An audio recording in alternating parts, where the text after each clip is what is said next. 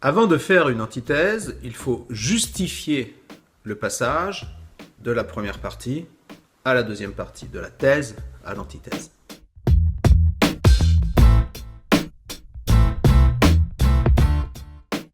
Il ne s'agit surtout pas de contredire la thèse, mais de relever en elle une forme de faiblesse, des questions qui restent en suspens. On peut donc faire par exemple une objection à la thèse ou poser une interrogation à laquelle elle ne répond pas. Par exemple, ce qui montre cependant que l'artiste n'est pas infaillible est l'ensemble des ratés dont il est involontairement responsable. Par exemple, la pratique du repentir en peinture, dessin ou trait non prévu initialement et destiné à cacher une erreur, est bien le signe que l'artiste n'est pas toujours maître de son œuvre, que ses gestes ne sont pas toujours bien contrôlés. Ensuite, vous commencez véritablement la deuxième partie. Pareil que pour la première, vous commencez par énoncer très clairement l'idée générale que vous allez démontrer. Si l'artiste est faillible, il se peut qu'il ne soit ni maître, ni même auteur de son œuvre. Puis vous présentez les nouvelles significations des concepts du sujet, avec lesquels vous allez démontrer quelque chose de différent. Les définitions ne seront pas les mêmes donc. L'artiste n'aurait en fait aucune autorité sur son œuvre.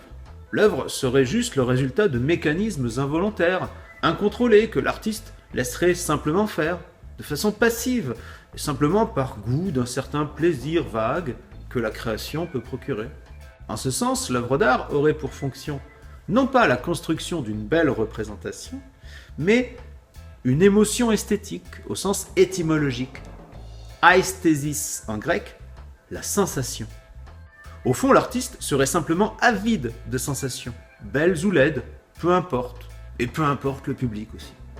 Puis vous argumentez, argument 1, argument 2, argument 3. Le premier argument, vous pouvez le construire par exemple autour de la notion d'inconscient. L'artiste, comme tout homme, a une vie inconsciente. L'inconscient est par définition ce qui échappe à la conscience. Or, pour maîtriser son œuvre, il faut avoir conscience, au contraire, de son processus d'élaboration. L'artiste ne sait pas toujours pourquoi il crée, pourquoi il choisit tel ou tel motif dans son art. C'est en ce sens que Freud définit l'activité de l'artiste comme le reflet d'une activité de son inconscient. Dans son livre « Malaise dans la civilisation », Freud écrit, je cite, « La sublimation des instincts constitue l'un des traits les plus saillants du développement culturel.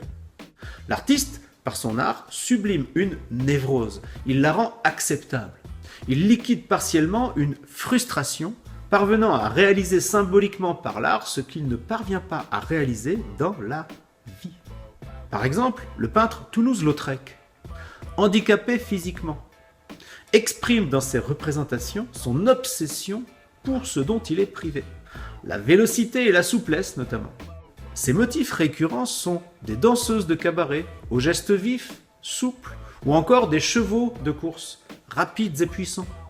L'art est donc une compensation, une sorte de rêve privilégié, mais dont le mécanisme échappe à l'homme.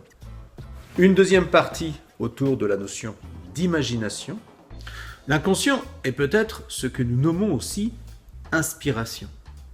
Nous disons d'un artiste qu'il est inspiré pour désigner l'idée qu'il crée quand une force mystérieuse le prend, l'envahit, sans qu'il l'ait vraiment décidé. Platon, dans son dialogue Ion, expose l'idée selon laquelle le poète est une personne dont l'âme serait envahie par un dieu qui trouverait à travers l'homme un moyen, les mots, de s'adresser aux mortels. L'artiste n'aurait aucun contrôle de son œuvre et même, il n'en comprendrait même pas le sens. L'état dans lequel se trouve le poète inspiré est qualifié par Platon de délire. Sa création est à ses yeux mystique, c'est-à-dire mystérieuse, dans sa source comme dans son processus.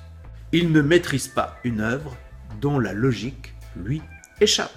Et une troisième partie construite autour de la notion d'influence.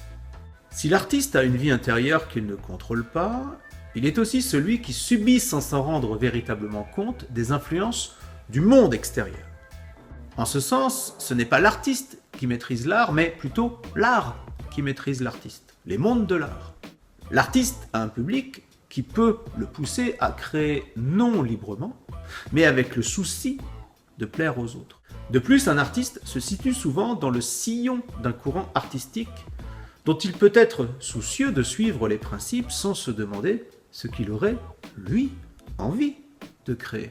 Et même si un peintre crée en s'opposant à un mouvement déjà établi, comme les peintres impressionnistes du 19e siècle, qui ont créé et organisé des expositions en réaction contre la peinture académique, eh bien cette idée même d'opposition montre bien combien l'artiste peut être dépendant de facteurs culturels, de critères et de contre-critères artistiques qui l'empêchent d'être libre, libre de ses intentions et maître de leur réalisation.